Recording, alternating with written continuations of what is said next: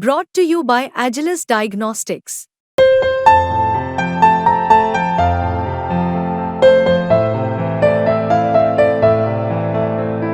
Agilus Diagnostics. नमस्कार, आप देख रहे हैं बिस्तक का खास शो।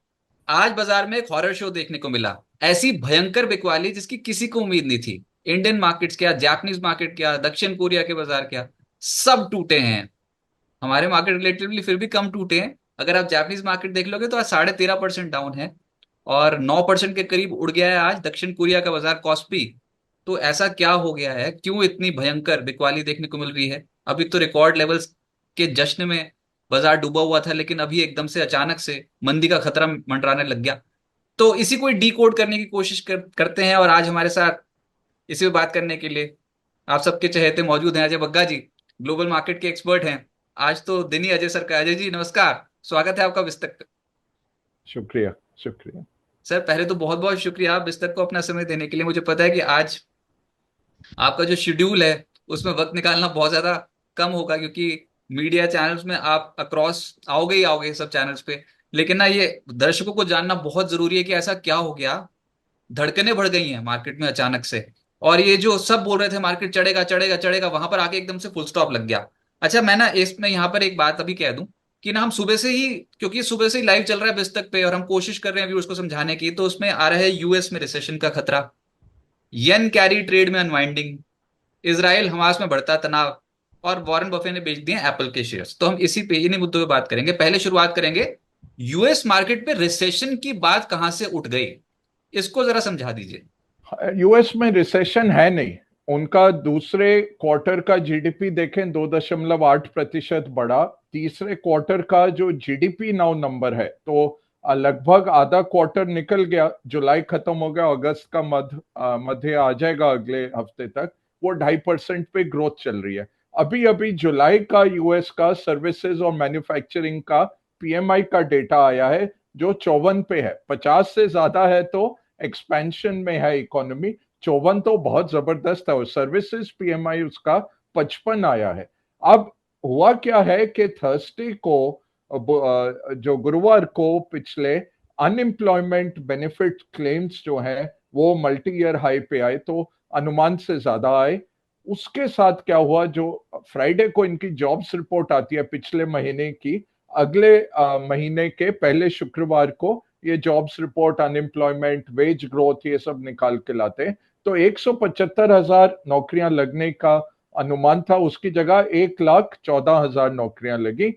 अनएम्प्लॉयमेंट नंबर 4.3% पे आ गया। तो ये सब मिलके कारण ये दर्शा रहा था कि अमेरिका में क्या एक स्लोडाउन आ रहा है। फेड जो अभी तक इन्फ्लेशन से जंग कर रहा था, बुधवार के दिन फेड के चेयरमैन ने कहा भी था कि अब हम इन्फ्लेशन और ग्रोथ, इन्फ्लेशन और जॉब्स, इनके बीच में बैलेंस्ड हो गए हैं और आगे हम रेट काट सकेंगे। 3 बारी उन्होंने प्रेस कॉन्फ्रेंस में बोला सितंबर में रेट कट आ रहा है। बट वो रेट कट आ रहा था सॉफ्ट लैंडिंग के साथ, के धीरे धीरे अमेरिकन इकोनॉमी थोड़ा थोड़ा मध्यम होगी और उसके बाद वो रेट कट करेंगे जिससे कि एक ग्लाइड पाथ आए, एक सॉफ्ट लैंडिंग आए। अब बात हो गई हार्ड लैंडिंग की, रिसेशन की। और मार्केट्स क्या है, फॉरवर्ड डिस्काउंटिंग मैकेनिज्म है और हर दोनों तरफ ही पेसिमिज्म में भी ऑप्टिमिज्म में भी वो बहुत आगे बढ़ जाते हैं। तो मार्केट्स रन अप कर गए बहुत। उसके साथ ये जो आपने मेंशन किया, एक ट्रेड तो चल रहा था अमेरिकन मार्केट में पिछले 2 साल के। अगर आप रिटर्न देखें तो मैग्निफिसेंट 7, ये बिग टेक्नोलॉजी वाले शेयर हैं, ये ज्यादातर हैवी लिफ्टिंग करते रहे हैं। अगर आप 12-13% होता था S&P 500 इस साल बढ़ा हुआ, और अगर आप इक्वल वेटेड करें तो 3-4% दर्शाता है। तो ये सारी ग्रोथ मार्केट की पिछले 1.5-2 साल की बिग टेक्नोलॉजी से थे। बिग टेक्नोलॉजी के नंबर अच्छे नहीं आए। दूसरा, जो आर्टिफिशियल इंटेलिजेंस में इन सब ने $600 बिलियन डाला है, उसका रिटर्न आते हुए 5 साल 10 साल लग सकते हैं। मायूसी हो गई मार्केट को। और एनवीडिया जो सेमीकंडक्टर बनाता है, उसने कहा कि हमारा डिजाइन फेल हो गया, जो हम चिप लेके आ रहे थे आर्टिफिशियल इंटेलिजेंस। आज एनवीडिया इस वक्त पे 10% डाउन है। तो क्योंकि आपने इतना रिवॉर्ड्स दिया था इन सबको, आपने अगले 10 साल 15 साल 20 साल की सारी इनकी ग्रोथ फैक्टर इन कर ली थी प्राइस में, तो ये वाजिब है कि आज गिरावट हुई। ये ठीक रहता गिरावट अगर साथ में जापान नहीं आ गया होता। जापान में क्या हुआ, रेट सर ये बढ़ाए मैं आपसे पिछले। पूछूंगा, ये मैं पूछूंगा आपसे, मेरे को पता है कि आप जापानीज मार्केट को बहुत क्लोजली ट्रैक कर रहे हो कि आज तो वहां की इकोनॉमी को भी, लेकिन ये जो हम बार बार मैं बोल रहा हूँ ना, आपने बोल दिया कि रिसेशन का खतरा तो नहीं है, जो मंदी की आहट हर जगह यही अभी सुनाई दे रहा है। अमेरिका में ये हार्ड लैंडिंग जो आप बोल रहे हो, तो क्या अगली पॉलिसी में जो एक्सपेक्टेड था 50 बेसिस पॉइंट्स का कट होगा, उसके बाद फिर अगली पॉलिसी में 50 बेसिस पॉइंट्स का कट करेगा यूएस फेड, ऐसा ऐसी करने की नौबत आ गई क्या वो अमेरिका में? बिल्कुल नहीं करेगा, क्योंकि और डरा दोगे मार्केट को। अगर वो कल आके 1% गिरा दे, आप बोलेंगे मैंने क्या मिस कर दिया, ऐसे कौन से स्केलेटन इनकी अलमारी में पड़े हुए हैं जो मैंने नहीं देखा। वो कुछ नहीं करेगा, वो आराम से आएंगे। आज मेरी डेली बोलने वाली है सैन फ्रांसिस्को फेड की, बहुत ही अच्छी वक्ता है, आज उनका बयान जरूर पढ़िएगा रात को। वो अच्छा बोलेंगी। तो कोई घबराहट की बात नहीं है, मार्केट अपने से आगे भाग गया क्योंकि वैल्यूएशन इतने ज्यादा थे। तो ये सेंटिमेंट है, ये मोमेंटम है। मोमेंटम जब चढ़ रहा था, अब ये नशा है। वो जो गाइड फिल्म में बोलते हैं कि जिंदगी ऐसा नशा है दोस्त, जब चढ़ता है तो क्या आलम रहता है, और जब उतरता है तो बस दिन ढल जाए, हाय रात ना जाए। तो यही हो रहा है, नशा उतरा है मार्केट का। बट ये कॉन्टेजियन नहीं है, ये 2000 नहीं है, 2020 भी नहीं है। चाहे आपको प्राइस लेवल्स वो दिख रहे हैं, वो ऐसा कॉन्टेजियन नहीं है। एक मार्केट से दूसरे में आग नहीं लग रही, क्योंकि वो यूफोरिया आया ही नहीं है इन मार्केट्स में। ये मैं आज सोच रहा हूँ, कल को कुछ और हो जाए, जियोपॉलिटिकल कुछ हो जाए, कुछ और स्केलेटन निकल आए तो और बात है। बट ऐसा कुछ यूएस स्लोडाउन नहीं है। गोल्डमैन सैक्स ने 15% का प्रोबेबिलिटी रखा था अगले 12 महीने में यूएस रिसेशन का, उन्होंने उसको 25 कर दिया। पिछले साल साढ़े 60% पे बैठे थे। 2022 में 80% सब बोलते थे रिसेशन आएगा 2023 में। क्या दमदार इकोनॉमी रही। ये सब लोगों के कहने की बात है, मैं आपको उतने ही आंकड़े दे सकता हूं। अप्रैल का जो जॉब्स डेटा आया था यूएस का, रिवाइज होके 1,08,000 का था, किसी को याद नहीं है, और रिवाइज डेटा कोई देखता ही नहीं है। ये पड़ाव हम पहले भी कर चुके हैं, किसी ने देखा नहीं। अभी क्या हुआ, तीन चार चीजें इकट्ठी आ गई, जापान आ गया, अमेरिका आ गया, वॉरेन आ गया, और साथ में इजराइल और ईरान आ गया। ये चारों चीजें करके और आपका मार्केट बहुत और प्रदर्शन कर चुका था। ये सब इकट्ठे होके आ गया है। कितना नीचे जाएगा, कितनी लंबी जाएगा, कोई नहीं बता सकता। टाइमिंग बॉटम का, टाइमिंग टॉप का कोई नहीं कर सकता। कोई बोल भी रहा है तो झूठ बोल रहा है। मैंने आज खरीदे, सारे इंडेक्स खरीदे मैंने, कल भी खरीदूंगा, परसों भी खरीदूंगा। कैश ठीक है। मैंने रखी हुई थी। डिफेंस और रेलवेज में बेच के बैठा था। आपके शो में बजट से पहले भी मैंने बोला था बहुत हाई है, और ये रेलवेज, डिफेंस और पीएसयू भागते हैं बजट से पहले, उसके बाद गिरते हैं। वही चल रहा है। अब ये बुढ़ापे का तकाजा है कि पता लग गया 40 साल यहाँ पे ठोकरें खा खा के कि ऐसे होता है। ये कोई मानता नहीं है, इसलिए बोलता हूँ हर महीने पैसा डालिए, यही तोड़ है सबसे अच्छा। पैसा हर महीने डालिए और बने रहिए, और कुछ नहीं करना है।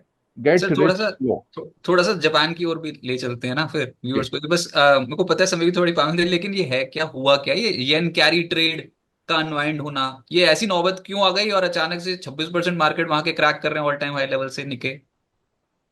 नहीं तो ये जापान कैरी ट्रेड क्या है कि आर्टिफिशियली इन्होंने रेट अपने नीचे रखे हुए थे, और ये बात जाती है 1990 के दशक की। 1989 में निके का पिछला ऑल टाइम हाई था, और उस टाइम पे रियल एस्टेट बहुत बढ़ गया था। हमारा सिटी बैंक का हेडक्वार्टर्स भी आके जापानीज इन्वेस्टर्स ने खरीद लिया था 91 में। तो जापान बहुत तेजी से बूम कर रहा था सेकेंड वर्ल्ड वॉर के बाद, और उस टाइम पे स्पेक्युलेटिव बहुत हो गया था जापानी मार्केट। और आप सोचिए कि उनके एम्परर का जो पैलेस है, वो सारे कैलिफोर्निया के रियल एस्टेट से ज्यादा उसका वैल्यूएशन था। टोक्यो का रियल एस्टेट पूरे अमेरिका के वैल्यूएशन से ज्यादा था, ऐसे हो गया था। तो वो जब गिरा, ऐसा वो उतरा, और उससे एशियन क्राइसिस आया, 97 आया, सब आया। बर्बादी हुई पूरी, और गवर्नमेंट को आना पड़ा हस्तक्षेप करते हुए। और 30 साल से ये ऐसे जीरो रेट, नेगेटिव रेट चला रहे थे। अब आप सोचिए, सेंट्रल बैंक उनका 32% ओन करता है जापानी मार्केट को।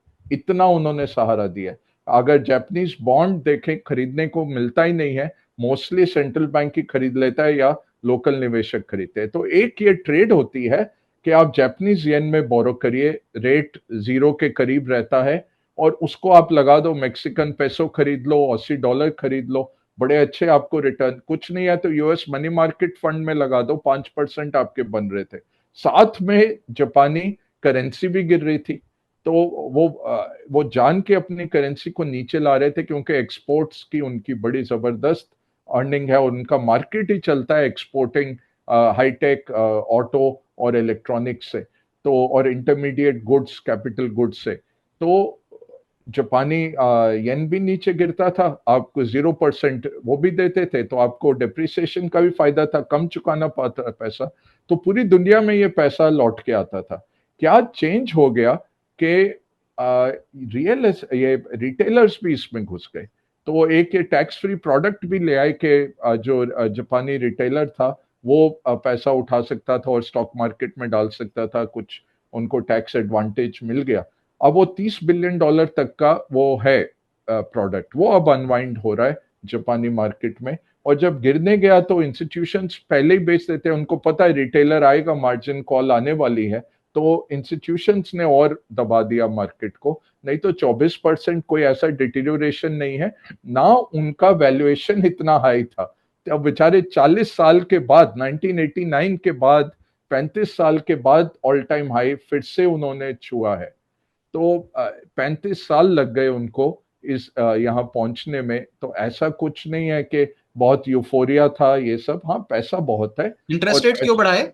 हाँ, इंटरेस्ट रेट क्यों बढ़ाए थे जापान में, जब बैंक ऑफ जापान ने? ये पॉलिसी चेंज हुई, नए चेयरमैन जब आए तो उनको इन्फ्लेशन चाहिए, उनको ज्यादा लोगों को के जेब में पैसा डालना है, और रेट बढ़ाएंगे तो सबके लिए कीमतें बढ़ती हैं, कॉरपोरेट्स के लिए भी बढ़ती है। तो किक स्टार्ट कर रहे हैं इकोनॉमी को, कि उनका प्रॉब्लम ही ये है कि 2% से इन्फ्लेशन बढ़ती नहीं है, और साथ में जापान येन गिरता जाता है। तो करेंसी को और सुदृढ़ थोड़ा करने के लिए, और दूसरा इकोनॉमी को करने के लिए, तो ये यूएडा जो है नए चेयरमैन, ये 1 साल से बात कर रहे थे। 10 पैसे पहले बढ़ाए थे, 15 पैसे पिछले हफ्ते बढ़ाए वेडनेसडे को। कोई इतना बड़ा नहीं है, यूएस 5.25 पे बैठा हुआ है, यूरोप सारा 2-2.5 पे बैठा है। स्विस फ्रैंक देख लीजिए, हम बैठे हुए हैं। आज भी हमारा 10 साल का पेपर 6.86 चल रहा है, जापान का पेपर आज गिरा है तो 90 बेसिस पॉइंट पे चल रहा है 10 साल का। तो आप देखिए इंटरेस्ट डिफरेंशियल बहुत है। क्या गड़बड़ हो गई, मार्केट फॉरवर्ड डिस्काउंटिंग मैकेनिज्म है, तो 11 जुलाई से अभी तक येन जो है 10-11% बढ़ गया।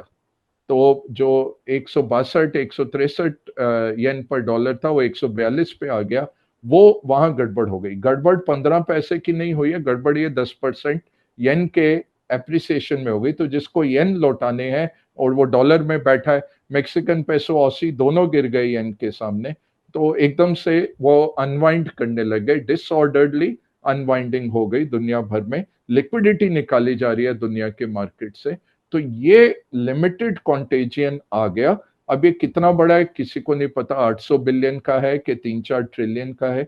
हमारे बाजार में 2 लाख करोड़ है जापानी विदेशी निवेशकों के। बट मैं जब बेचता था फंड जापानी निवेशकों को, तो लक्समबर्ग, आयरलैंड, यहाँ से हम आते थे सारा। तो ये कह नहीं सकते, कुछ सिंगापुर से भी आया होगा, नमूरा का बहुत बड़ा प्रेजेंस है सिंगापुर में भी, तो वहां से भी आया हो शायद। आयरलैंड और केमन आइलैंड, लक्समबर्ग में टैक्स फ्री पैसा लाने के लिए वो भी हो सकता है आया हो। तो 71 लाख करोड़ आपका एफआई का भारत में निवेश है इक्विटीज में। 2 लाख करोड़ तो सीधा जापानी है। ये सारा 2 लाख तो कैरी ट्रेड नहीं है, बहुत सारा तो एक्चुअल सेविंग्स है। तो ये कह पाना मुश्किल है, बट 2-3 दिन लगेंगे ये जो मार्जिन कॉल्स है, तब थोड़ा क्लैरिटी आएगा। और फिर एक्सपेक्ट कर रहे हैं कोई बड़ा बैंक ऐसी रिपोर्ट निकाल देगा कैलकुलेट करके कि इतना एक्सपोजर है जापान का कैरी ट्रेड का, तब आइडिया मिल जाएगा। अभी अंधेरे में आप तो इसलिए बेचे जा रहे हैं, यही हो रहा है और कुछ नहीं है। सेंटिमेंट बिगड़ा है, फंडामेंटल कुछ नहीं बिगड़े ग्लोबल इकोनॉमी के। 2000 नहीं है, 2020 नहीं है, 2008 तो बिल्कुल भी नहीं है। तो ये रोरिंग ट्वेंटीज है 1920 के दशक का, जो स्पेनिश फ्लू के बाद रोरिंग ट्वेंटीज आया था, वो रोरिंग ट्वेंटीज के बीच में बुल मार्केट में एक ब्लिप है। हो सकता है 6 महीने चले, हो सकता है 1 साल चले, बट ये इतनी जल्दी एंड नहीं होगा। और ऐसा नहीं है कि 10 साल नो रिटर्न का नेस्डैक आ रहा है 2001 से 2013 का, वैसा नहीं है। वो जो वैल्यूएशन थे और जो ये वैल्यूएशन है, बहुत फर्क है दोनों में, मैं क्योंकि तो जब एंकरिंग करता हूँ तो मैं तो आपसे ही सीखता हूँ। जब भी आप बोलते हो ना तो उसको बहुत ही क्लोजली फॉलो करता हूँ और समझ में आता है कि हाँ ऐसा सेटअप बन रहा है। समय की तो थोड़ी पाबंदी है ही, मुझे पता है कि आपको इस जी। समय बहुत सारे अपॉइंटमेंट्स है आपके।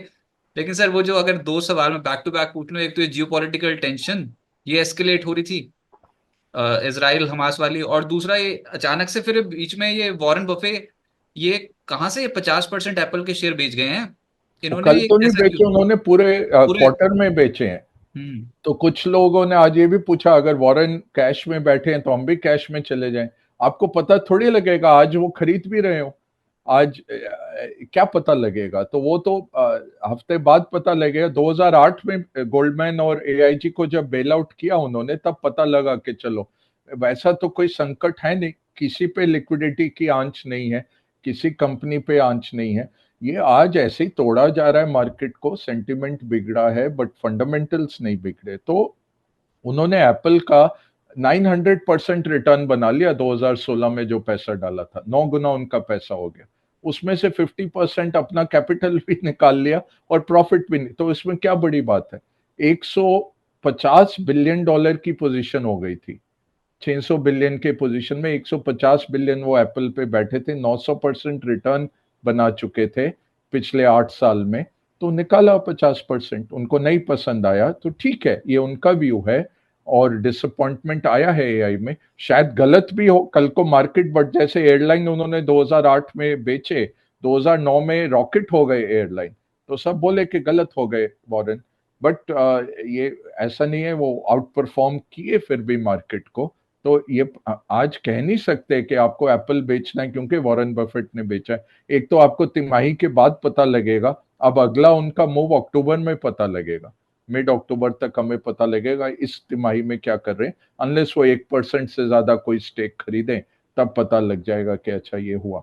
तो उनको देख के कार्य नहीं करना है, बट वो ठीक है, बता रहे हैं आपको कि उनको ये पसंद नहीं है अभी। बट ओवरऑल आपकी रियलिटी कुछ बदलती नहीं है वॉरेन बफेट के एक्शन से। और ये जो जियो पोलिटिकल सिनेरियो भी शेप अप हो रहा है मिडिल ईस्ट में, इसका असर आप देखते हो मार्केट्स पे? देखो, आएगा असर, अब कितना बढ़ेगा? तो जो आ, ऊपर आपको दिखता है और जो असलियत है उसमें बहुत फर्क है। एक तो उसको लेके क्यों आए, कतार में वो महफूज था, उसको ईरान में क्यों लेके आए, उसको गेस्ट हाउस में क्यों बिठाया?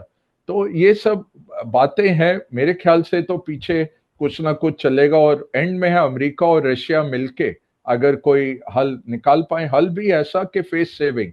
तो ईरान 200-300 मिसाइल दाग देगा, इसराइल कर लेगा उसको इंटरसेप्ट, और दोनों फिर हाथ उठा देंगे, अभी खत्म हो गया। देखिए, जब हिजबुल्ला के मिलिट्री कमांडर को मारा है, इसराइल का आईडीएफ का क्या स्टेटमेंट आया? We are done here now, हमने कर दिया, इसके आगे हम नहीं करने वाले। बट हिजबुल्ला तैयार हो रहा है लड़ाई के लिए, ये सब बातें चल रही हैं। अब ये आपको राजनीति में देखना है कि रिटोरिक क्या है और जमीनी हकीकत क्या है। अब ये क्या एक दूसरे पे न्यूक्लियर छोड़ देंगे? हो सकता है कोई खर दिमाग हो जो करना चाहता हो, बट इनफ उसमें लोग रहेंगे जो अलाउ नहीं होने देंगे। तो अच्छा। ये डर आप कभी अपने पोर्टफोलियो में वर्कआउट नहीं कर सकते, इसके बारे में ज्यादा सोचना नहीं है। शायद हो, और होगा भी तो वो बाइंग अपॉर्चुनिटी होगा। बेस्ट नुस्खा हमारा यही है, फिक्स्ड अमाउंट हर महीने लगाते रहे और बने रहे। ये मार्केट जब पलटी मारेगा तो एकदम से 2 हफ्ते में पूरे साल का रिटर्न दे जाएगा। तो डरना नहीं है, बने रहना है। ठीक है, मेरा अजय जी अगला बहुत कॉल शुक्रिया। शुरू हो गया। जी जी थैंक यू बहुत रजत। शुक्रिया आपका हमारे साथ जुड़ने के लिए, थैंक यू थैंक सर। बिस्तक आपके लिए लाया है प्रीमियम मेंबरशिप प्रोग्राम, जहां आपको मिलेंगे कई सारे फायदे, जिनमें मार्केट न्यूज़लेटर, लाइव चैट पर आपके सवालों के सबसे पहले जवाब, मार्केट आउटलुक, वीकेंड पर मार्केट स्कैन, एंकर्स के साथ चैट और भी बहुत कुछ। इस प्रीमियम सब्सक्रिप्शन में 3 तरह के प्लान्स हैं, सिल्वर, गोल्ड और प्लैटिनम, जिनकी शुरुआत मात्र 159 रुपए महीने से होती है।